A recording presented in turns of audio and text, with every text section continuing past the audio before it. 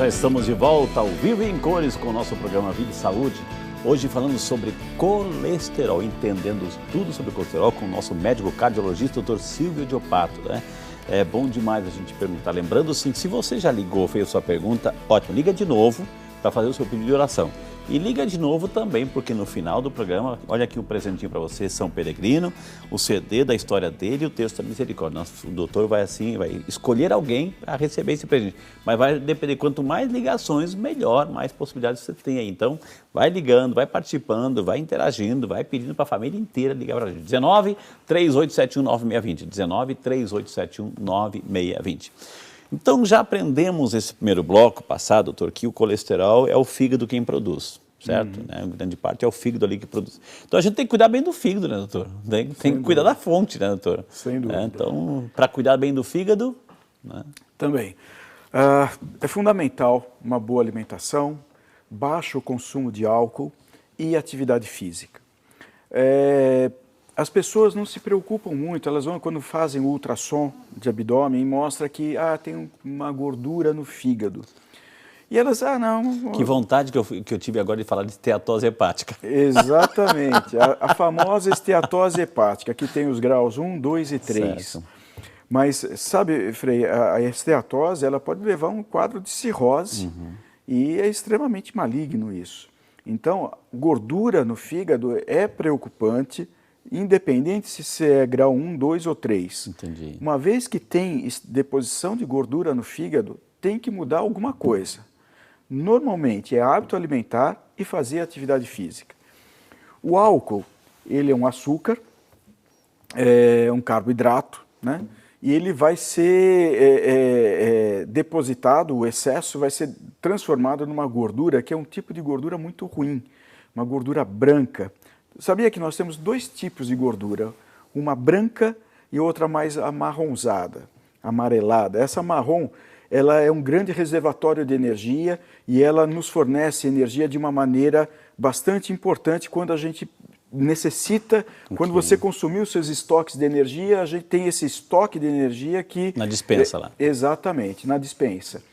A gordura branca, que normalmente é aquela barriga do cervejeiro, né, aquela barriguinha do homem, que a gente costuma chamar isso de uma obesidade, de uma gordura visceral, onde ela está entremeada com os órgãos da cavidade abdominal, essa é uma gordura muito ruim, que ela predispõe... Com o intestino, doutor.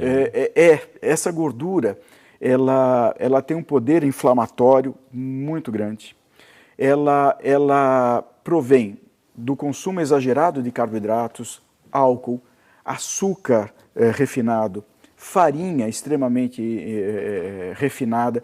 Então, tudo que é muito industrializado favorece a esse acúmulo, quando você não gasta essa energia, a se depositar no fígado, na forma de esteatose, ou em torno dos órgãos abdominais, das vísceras abdominais, e isso é um tipo de gordura muito ruim, que predispõe ao desencadeamento de eventos cardiovasculares. Eu cheguei a um determinado testemunho pessoal, doutor, assim, pela correria do dia a dia, pelas viagens, enfim, a missão, ou seja, estava apesar de andar muito, de viajar muito, atender muito, etc., mas eu não fazia atividade física. Consequentemente, ou seja, você acaba comendo coisa que não deve, etc. Cheguei na gordura no fígado grau 3. Aí, dieta, alimentação, exercício, foi baixando, ou seja, grau 1, moderadíssima, levezíssima, ou seja, mas o senhor tem razão. Aí quando você vai fazer uma ultrassonografia, como a gente não tem imagem colorida, fica na parte do fígado, aquela partezinha branquinha, né, bonitinha, tem até um fígado ali, a partezinha branquinha, olha que lindo, tá puro, não, é branquinha, é esteatose mesmo, né, doutor? Deposição de gordura no meio das células hepáticas, isso é muito ruim. E o que nós temos que fazer é atividade física. Exato. E diminuir a ingestão desses alimentos, carboidratos, alimentos ultraprocessados, bolos, doces, tudo isso em excesso vai conduzir a essa situação. Aquela, cerveja pode ter certeza que você vai desenvolver uma esteatose. O fígado, gente, ele é uma usina, né? O assunto de hoje não é fígado, mas é uma usina, mas ele fica doente e as consequências são essas gorduras, essa esteatose, enfim. Mas então, eu trouxe o assunto do fígado justamente para ilustrar essa questão de que é lá que produz o colesterol, né? Então tem que cuidar da fonte, porque daí a fonte bem cuidada, o resto também está bem. Aí eu terminei o bloco passado, doutor, eu já vou ler as perguntas aqui, estão surgindo perguntas. E aí o senhor falou que esse lixo fica embaixo desse tecido epitelial, né? Ali na artéria, que é responsável por mandar o sangue, oxigenar o sangue, etc. Mas ele fica ali guardadinho, esperando o caminhão do lixo passar, ou ele pode crescer ali, doutor? Ele vai se acumulando, ele vai entrando por baixo dessa camada de células e vai se acumulando. Ali ele vai... Células de defesa também vão entender aquela gordura como ela estando no local errado, elas vão englobando essa gordura, vão ingerindo, e aí ela vai ficando gorda, e outras células vão se acumulando, e você pode juntar ali e fazer um lago lipídico. E vai depositar cálcio, uma série de coisas.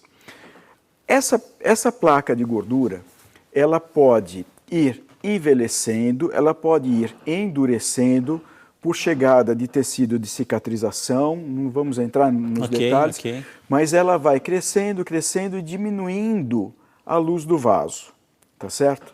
Vai chegar calibre. O calibre, exatamente, o diâmetro interno vai diminuindo. Vai chegar num momento em que esse calibre está pequeno o suficiente para representar uma barreira à passagem do sangue.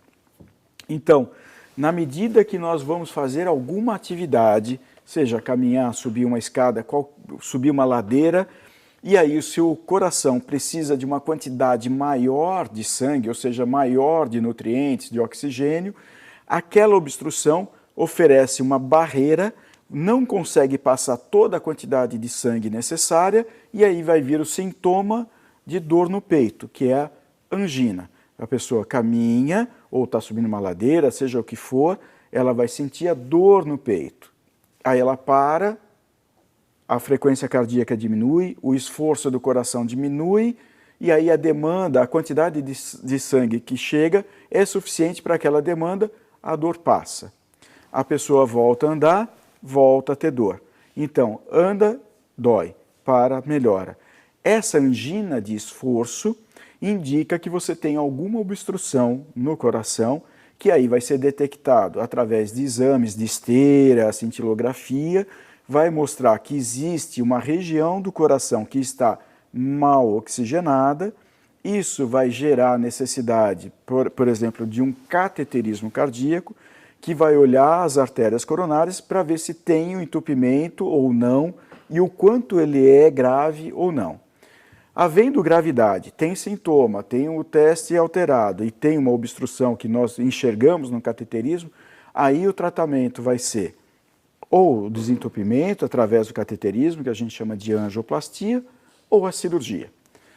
Uma outra situação, essa mesma placa de gordura, ela vai crescendo, porém ela não envelhece, ela não endurece, ela fica uma placa mole com muito colesterol. E uma membrana recobrindo ela muito fininha. Numa situação de estresse, por exemplo, frio intenso, um esforço exagerado, um choque emocional, essa placa ela se rompe. Quando ela se rompe, essa membrana se rompe, esse colesterol, essa sujeira que está lá embaixo, entra em contato com o sangue.